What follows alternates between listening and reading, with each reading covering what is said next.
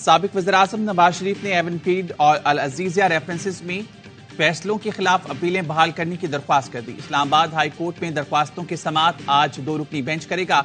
Toshakhana case में नवाज शरीफ की हिफाजती जमानत की दरख्वास्त की समाअत भी आज ही होगी। गुज़िश्ता रोज मरीज पहुंचने पर मीडिया से गुफ्तगू में कहा, अभी तक बीमारी से रिकवर नहीं हुआ। मुल्क के बदतर मुआशी हालात देखकर वापस आने का फैसला किया। चेयरमैन पीटीआई के साइफर केस के जेल ट्रायल के खिलाफ अपील की हाईकोर्ट में समाअत आज होगी। इस्लामाबाद हाईकोर्ट का 2 रुकनी बेंच इंट्रा कोर्ट अपील की समाअत करेगा। गुज़िश्ता रोज साइफर केस में चेयरमैन पीटीआई शाह महमूद कुरैशी पर फर्द जुर्म आयद कर दी गई। मुलजमान का सेहत जुर्म से इनकार, गवाहान 27 अक्टूबर को तलब। फर्द जुर्म के मंदराजात के मुताबिक साइफर टेलीग्राम के हक़ाइक़ को तोड़ मरोड़ कर पेश किया गया। कौमी सलामती के बरक्स ज़ाती मकासद के लिए इस्तेमाल किया गया। चेयरमैन पीटीआई ने कहा, ये झूठा, मनखड़त और सियासी इंतकाम पर मबनी मुकदमा है। चेयरमैन पीटीआई के वकील का अदालती ऑर्डर हाईकोर्ट में चैलेंज करने का ऐलान। बहनों की मुलाकात की दरख्वास्त गुज़िश्ता रोज मंजूर। आज अलीमा खान, उस्मा खान, नौरीन नियाज़ी जेल में चेयरमैन पीटीआई से मुलाकात करेंगे।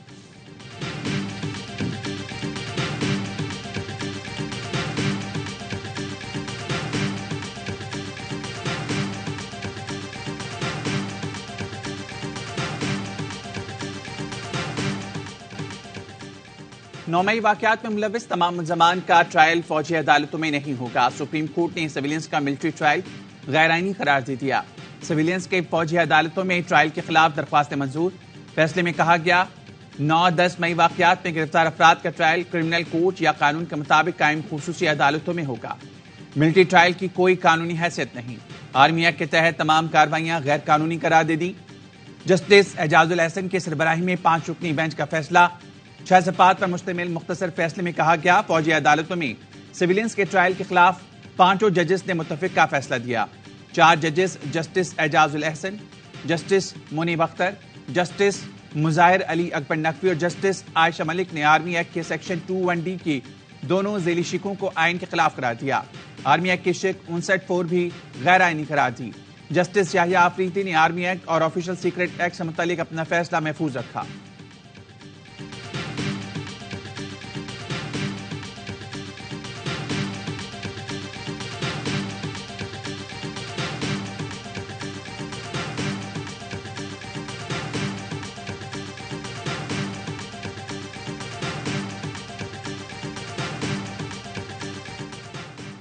सुप्रीम कोर्ट के फैसले से मुल्क दुश्मन अनासर के हौसले बढ़ेंगे।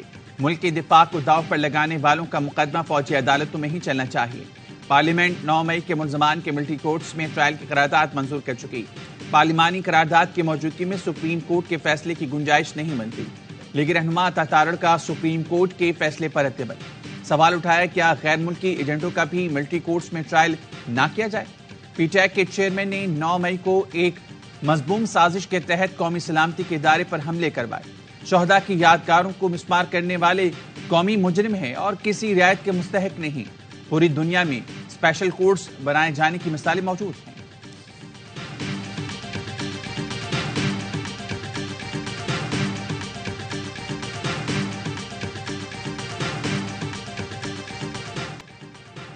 वाजिबा रातों रात इदारे न्यूट्रल हो गए। Chairman people's party Bilawal Bhutto का मौजूदा सियासी सूरत हाल पर तबसरा। सुप्रीम कोर्ट बार से खिताब में कहा, मफामत की खातिर हमने पीडीएम का साथ दिया। सिलेक्टेड निजाम खत्म करके जमहूरियत बहाल करना थी, वोट और पार्लियामेंट को इज्जत देना थी, लेकिन मायूस नहीं, बहुत कुछ सीखने को मिला। ये नहीं कह सकता कि कल की निस्बत आज जमहूरियत मजबूत है। ये कह सकता हूं कि आने वाला कल आज से बेहतर होगा। इससे पहले कि कोई और इदारा हुक्म दे, बेहतर है इलेक्शन कमीशन खुद इंतखाबात की तारीख का ऐलान कर दे। सियासी जमातों के लिए लेवल प्लेइंग फील्ड यकीनी बनाई जाए।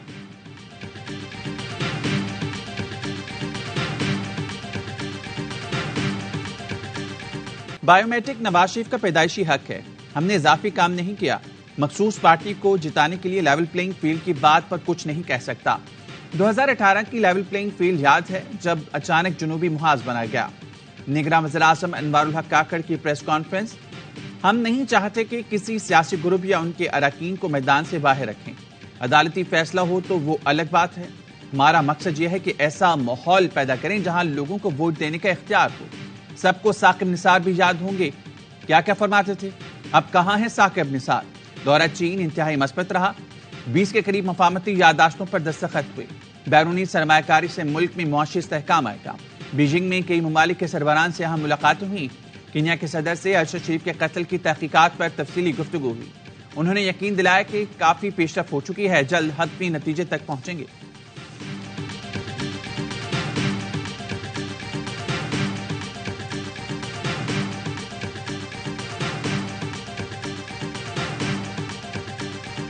कीमतों में 200% तक इजाफा। घरेलू सार्फिन के लिए गैस 172% तक महंगी होगी।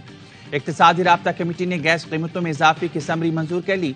हुकूमत ने सार्फिन पर 395 अरब का इजाफी बोझ डाल दिया।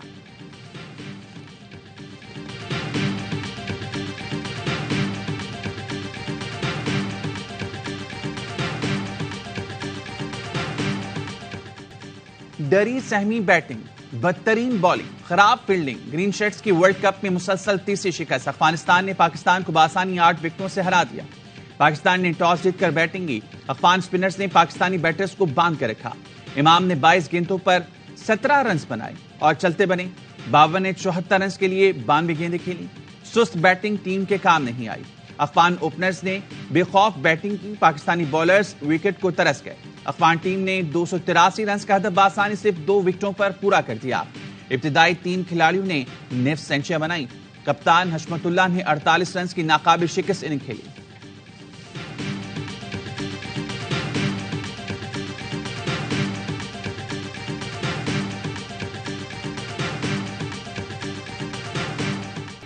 अफगान खिलाड़ियों की पाकिस्तान की मेहमान नवाजी की नाकदरी। पाकिस्तान ने 40 साल से ज्यादा अफगानों को अपने यहां मेहमान बनाए रखा। पाकिस्तान से जीत पर इब्राहिम सरदान ने स्पोर्ट्समैन स्पिरिट की धज्जियां उड़ा दी। पाकिस्तान की कुर्बानियों पर पानी फेर दिया। अफगानिस्तान की जीत को पाकिस्तान से निकाले जाने वाले गैर कानूनी अफगानियों के नाम कर दिया। अफगान पनाह गुज़ीन पाकिस्तानी मैशत और समाज के लिए बोझ बन चुके हैं। पाकिस्तान ने 4 दहाइयों की मेजबानी के बाद गैर कानूनी मुकीम गैर मुल्कियों को जाने का कहा। पाकिस्तान ने हमेशा अफगान क्रिकेट को सपोर्ट किया। इंजमाम उल हक, राशिद लतीफ, उमर गुल और कबीर खान ने ही अफगान टीम को क्रिकेट खेलना सिखाई। मोहम्मद नबी और राशिद खान पेशावर में पले बढ़े, यहीं क्रिकेट सीखी। इब्राहिम जरदान ये सब भूल गए, खेल में सियासत को ले आए।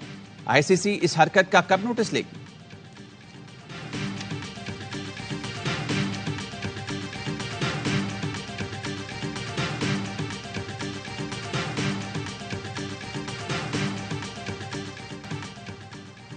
फील्डिंग जिम्मेदारी और जज्बे के साथ होती है, वो खिलाड़ी में नजर नहीं आया। कप्तान बाबर आजम बोले, कभी बैटिंग खराब हो जाती है, कभी बॉलिंग तो कभी फील्डिंग। हमने रन्स बना लिए थे मगर बॉलिंग और फील्डिंग में ठीक नहीं किया। अफगानिस्तान के खिलाफ शिकस्त पर शायकीन ने क्रिकेट फट पड़े। कहते हैं ग्रीन शर्ट्स के लिए डूब मरने का मुकाम है। टीम बोरिया बिस्तर बांध कर वापस आ जाए। बाबर आजम के सुस्त बैटिंग से टीम को नुकसान हो रहा है। अफगानिस्तान को हमने क्रिकेट सिखाई, उनसे ही हार गए। जो हुकूमत आती है वो अपना बंदा लाती है। तो पाकिस्तान क्रिकेट बोर्ड का चेयरमैन पाकिस्तान क्रिकेट बोर्ड का तो नहीं है ना, जो हुकूमत आ रही है उसका चेयरमैन बन रहा है ना। जब आप किसी का रास्ता रोकेंगे अपनी मर्जी से, आप खुदा बन जाएंगे क्रिकेट के, अल्लाह माफ करे, तो फिर रिजल्ट ऐसे आएंगे। जो फास्ट बॉलिंग हमारी है वो किस चीज की चैंपियन है? आज मैं जितना हर्ट हूँ अपने पूरे कैरियर में इतना हर्ट फील हुआ। हर लम्हा पुरजोश में पुरजोश बातें। अफगानिस्तान के हाथों शिकस्त पर गर्मा गर्म बहस। क्रिकेट तजियाकार और ARY न्यूज के नुमाइंदे खुसूसी बराए खेल शाहिद हाशमी पाकिस्तान की शिकस्त पर आबदीदा। बासित अली ने कहा, अफगानिस्तान की कोचिंग पाकिस्तानी खिलाड़ियों ने की मगर उनको पाकिस्तान में कोई ओहदा नहीं दिया गया। जो हुकूमत आती है वो अपना चेयरमैन PCB ले आती है। पाकिस्तान बोर्ड का चेयरमैन मुंतखब होकर आना चाहिए, नामजद नहीं। टीम के लिए स्पिन बॉलिंग का कोई कोच ही नहीं रखा क्या? कामरान अकमल ने कहा, शिकस्त शर्मनाक है। अगर आप खुदा बन जाएं और ये कहने लगें कि सोचना भी नहीं तो नतीजा ऐसा ही निकलेगा। इस टीम का म्यार ऊपर हो गया, जो हमसे सीख कर गए। आज हमने उसी की दुहाई की क्रिकेट खेली। अजहर अली बोले, मायूस कुन कारकर्दगी है। ये हार बहुत पहले ही आ जाती थी जो अब आई है।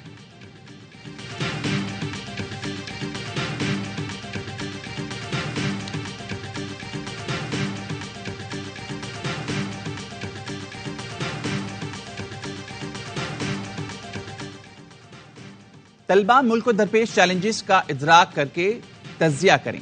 जहानत और फिक्री वसाइल से चैलेंजेस का हल तलाश करें। Army chief general Asim Munir का national university of science and technology का सालाना कन्वोकेशन से खिताब।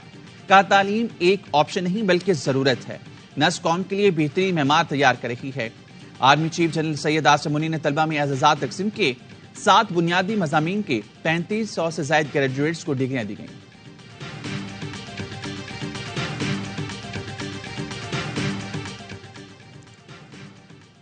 हमास के अल-क़स्साम ब्रिगेड ने मजीद 2 इस्राएली ख़वातीन कैदियों को रिहा कर दिया। हमास के तर्जुमान अबू बैदा के मुताबिक कतर और मिस्र की सालिसी के बाद गजा से 2 कैदियों को छोड़ दिया गया।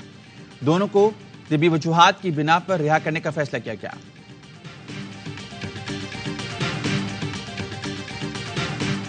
गजा में इस्राएली दहशतगर्दी के बाद रुला देने वाले मनाजिर। अल-शिफा अस्पताल में कई दिनों से ड्यूटी पर मामूर फलस्तीनी डॉक्टर अब्दुर्रहमान अता अल्लाह का सबर उस वक्त जवाब दे गया जब हॉस्टल में लाई गई लाशों का मुआयना करते हुए उसने अपने वालिद की लाश देखी। डॉक्टर अब्दुर्रहमान फूट फूट कर रोता रहा।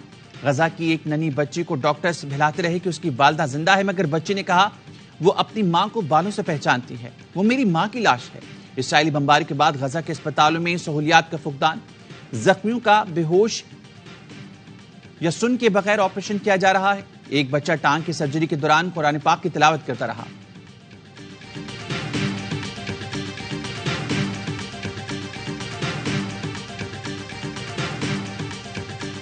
कौम फलस्तीनियों से यकजहती के लिए जमा हो रही थी, ऐसे में एक डिक्लेयर्ड मुजरिम को बादशाह सलामत बनाकर लाया गया। अमीर जमात इस्लामी कराची हाफिज नईम उर रहमान की कड़ी तनकीद, कहा जिन्हें बादशाह सलामत बनाकर लाया गया उनके साथ बहुत बुरा होगा। आज एक महबूब तो कल दूसरा, क्या कौम यही भुगतती रहेगी?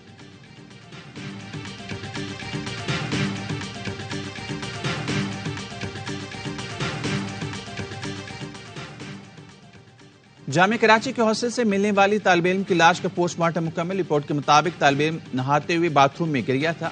गिरने से मुख्तार को सर पर चोट आई जो मौत का सबब बनी। मुख्तार को बर वक्त तिब्बी इमदाद मिलती तो बचाया जा सकता था। जिस्म पर कोई तशद्दुद का निशान नहीं। अहले खाना लाश लेकर अबाई गांव स्वात रवाना।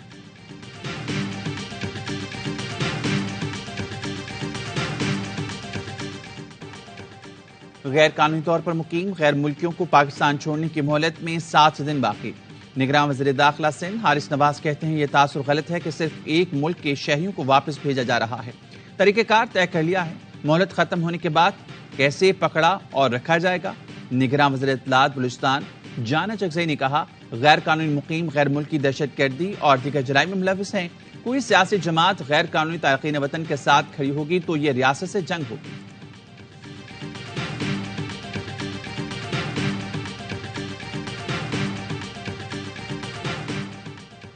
और स्टेट बैंक के आईटी बरामद कुनंदगान और फ्रीलांसर्स की सहूलत के लिए नए इकदाम। फॉरेन करेंसी अकाउंट्स में बरामदी आमदनी रखने की हद 35 से बढ़ाकर 50% कर दी।